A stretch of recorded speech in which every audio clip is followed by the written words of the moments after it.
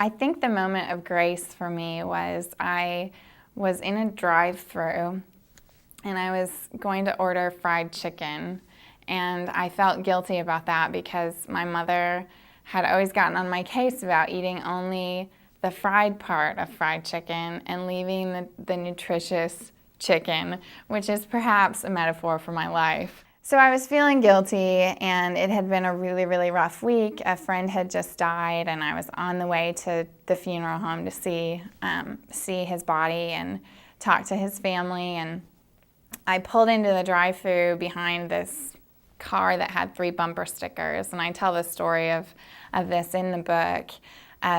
But it had really cheesy Christian bumper stickers, and I was kind of offended by them and started getting angry at, the obvious stupidity of this driver, and really was getting worked up and all caught up in the emotion of the day and everything and my own guilt about the chicken skin and what have you. And I pulled ahead when this car in front of me had gotten their order. I pulled ahead to get mine and was just really glad that I didn't have to look at their bumper stickers anymore. And the kid at the drive-thru handed me my bag of chicken and didn't ask for me to give him any money.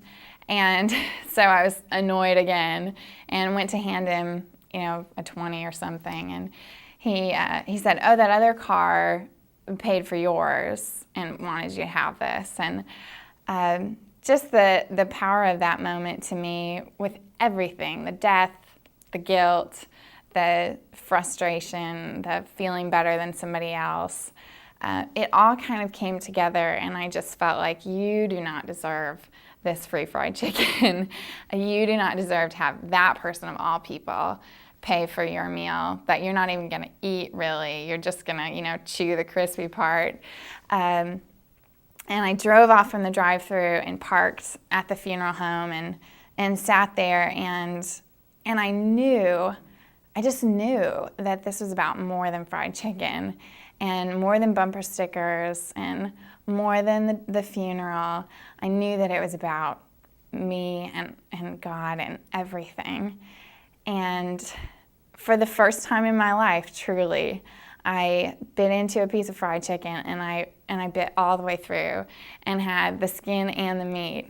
And it was a metaphor for me. It was a way of saying, doing what I should do, eating the nutritious chicken, acting faithfully is not something that I do just because I can and I'm really good at it and isn't that the great way to live, but it's something that I do because someone else has paid the price for me that I do not deserve, nothing close to deserving.